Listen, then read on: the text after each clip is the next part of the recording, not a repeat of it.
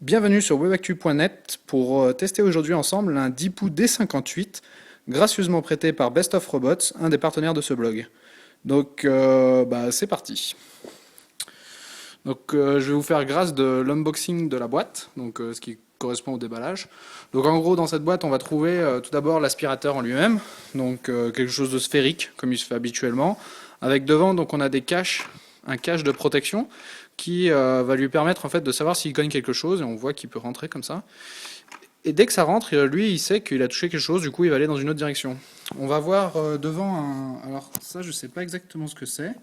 Ça c'est un détecteur vraisemblablement pour retrouver sa maison, enfin du moins sa base, et pour pouvoir aussi, on verra juste après, mais avec un système de bande magnétique, éviter de rentrer à certains endroits. Et on va avoir deux petits trucs métalliques qui vont permettre en fait la recharge sur la base. Donc ajouté à cela, on va retrouver au-dessus un petit écran LCD. Je ne sais pas si on voit bien grand chose. Donc là actuellement il est éteint. Mais si je l'allume, on va se rendre compte qu'il nous donne quelques informations comme l'autonomie, l'heure, dans quel mode il se trouve actuellement. Donc on voit pas grand chose. Non, on voit pas grand chose. On a différentes fonctions qui vont se retrouver ensuite sur la télécommande que je vais vous présenter juste après. Toujours en haut, on va trouver un cache qui va permettre en fait d'accéder directement à ce qu'on pourrait appeler le sac dans lequel va être stockée la poussière. Très simple, assez petit, donc il faudra le vider régulièrement sous peine qu'il n'aspire plus et qu'il laisse au final la poussière. Voilà. Maintenant si on retourne la bête, on va avoir apparaître deux grosses roues qui vont en fait lui permettre de passer certains obstacles, typiquement des câbles, typiquement des plaintes entre les pièces. Moi j'ai certaines pièces qui ont du coup un petit saut à faire. Et ça typiquement ça lui permet de s'orienter. On va avoir une roue rotative tout devant là, une espèce de qui va lui permettre de pouvoir prendre n'importe quelle direction. Un balai classique avec aspiration, donc là pour capturer la poussière, et sur le côté un balai rotatif de la même manière qui lui va aller chercher la poussière qui peut se trouver sur les côtés du robot. Donc voilà, je vais remettre dans l'autre sens. Donc voilà.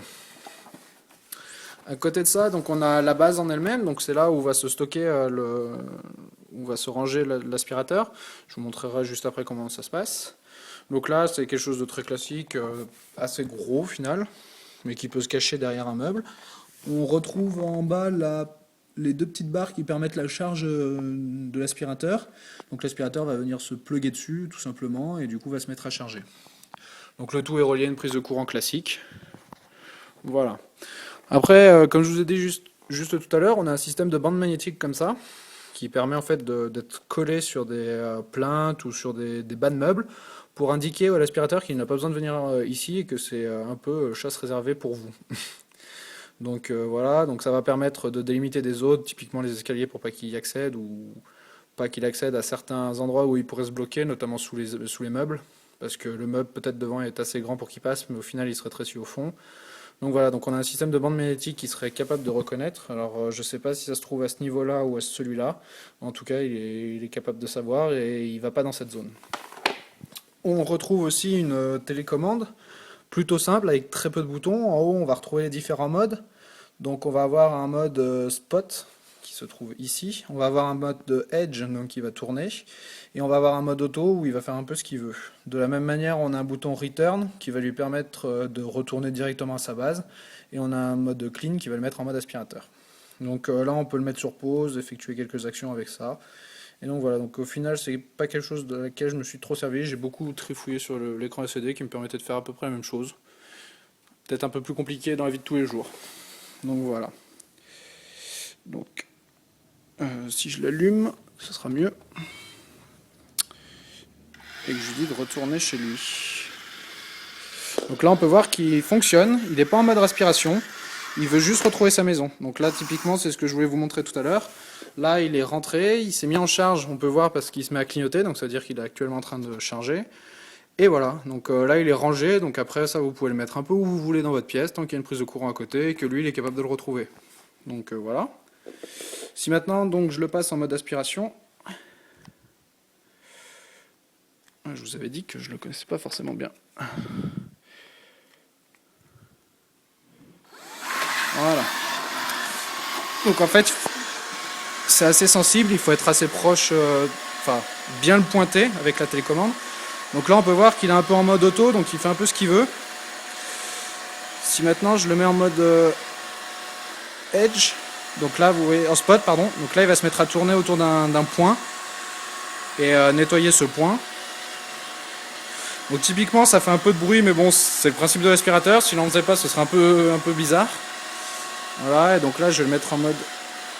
Alors il faut bien pointer avec la télécommande, et là en fait il va se mettre à chercher et à tourner jusqu'à qu'il rencontre un obstacle. Donc typiquement s'il rencontre mon pied, il va cogner, hop, jusqu'à trouver un moyen de sortir.